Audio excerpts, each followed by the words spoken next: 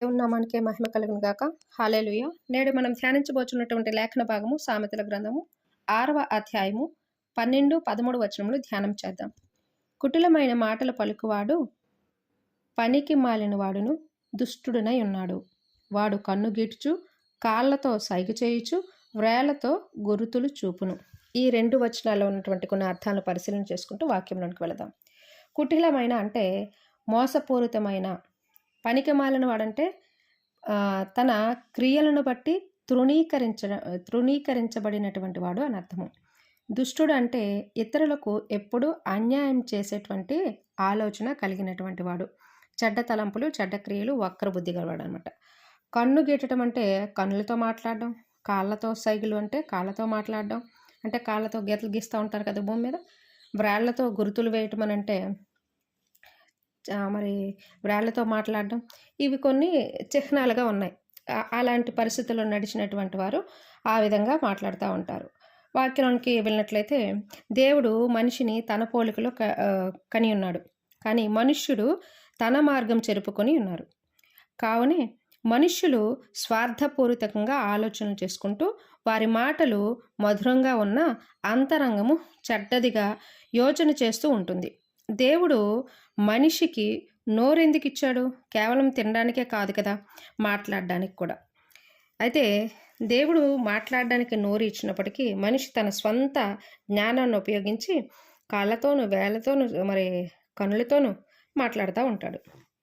నీ స్వరము ఇతరులకి బ్రతుకు బాగు చేసేదిగా మారాలి. అలా మారటానికి మనకు దేవుడు గొప్ప ఆయుధంగా నోటినిచ్చాడు. మోషేకి దేవుని పనిలో అహరోను నోరుని మరి వాడబడింది కదా, అహరోను నోటిని తోడుగా ఇచ్చాడు కదా. దేవుని పనికి ప్రతి మనిషి ఉపయోగపడే ఒక మంచి సాధనాలు. అయితే వారి స్వార్థపూరిత దుర్మార్గత చేత దేవునికి అసహ్యులుగా వాడబడుచున్నారు.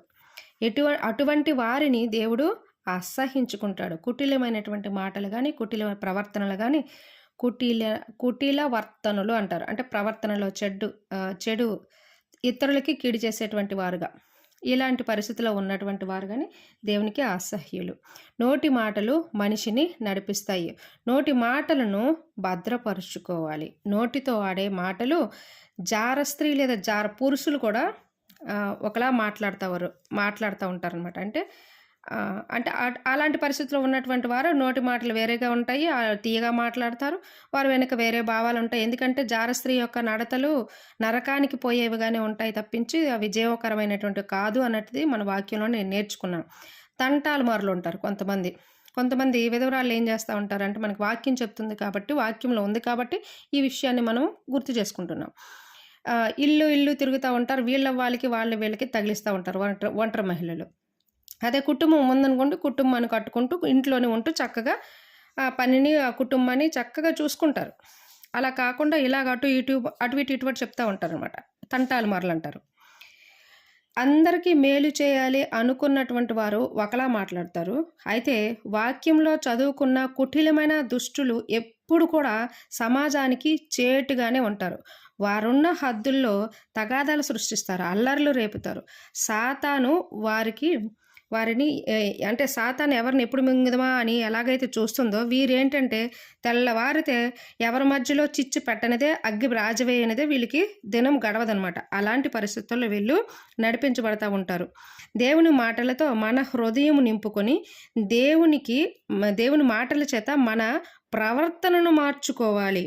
దేవుని యొక్క ఆధీనంలోనికి మనం వెళ్ళినప్పుడు దేవునితో నడవాలి అనేటువంటి క్రీస్తుని స్వంత రక్షకునిగా అంగీకరించిన తర్వాత ఆయనే మార్గమై ఉన్నాడు కాబట్టి ఆయన ఎట్టి రీతిగా అయితే నడిచారో ఆ మార్గాన్ని మన మార్గంగా ఎంచుకొని ముందుకు వెళ్ళాలి. మార్గం అని అంటే లాస్ట్ వీక్లో కూడా చెప్పుకున్నాం.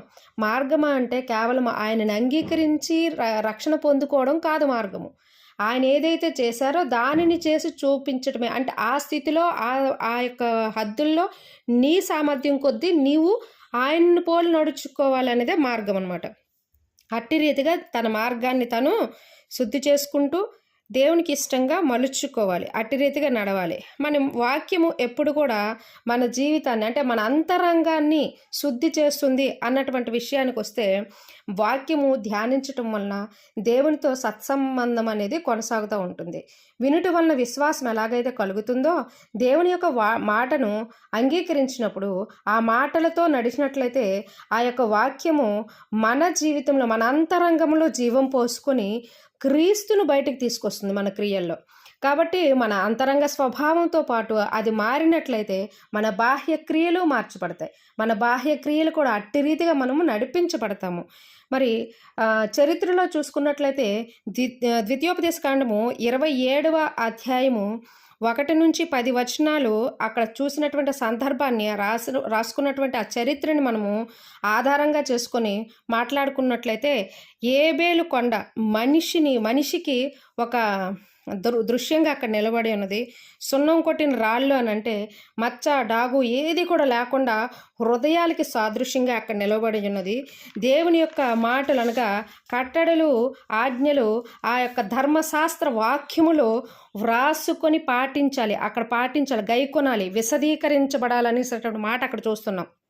అంటే నీ యొక్క పనుల్లో కానీ, నీ యొక్క ఆలోచనలో కానీ, నీ యొక్క ప్రవర్తనలో కానీ దేవుని యొక్క క్రియలు, దేవుని యొక్క ఆలోచనలు బయటికి విశదీకరించబడాలి. అంటే అర్థమయ్యేలాగా కనిపించాలి. చూసిన వెంటనే క్రైస్తవులా మీరు అనేలాగా ఉండాలి. ముసుగు వేసుకునే క్రైస్తవులు కాదు, క్రీస్తుని పోలు నడుచుకునే క్రైస్తవులా అనేలాగా ఉండాలి.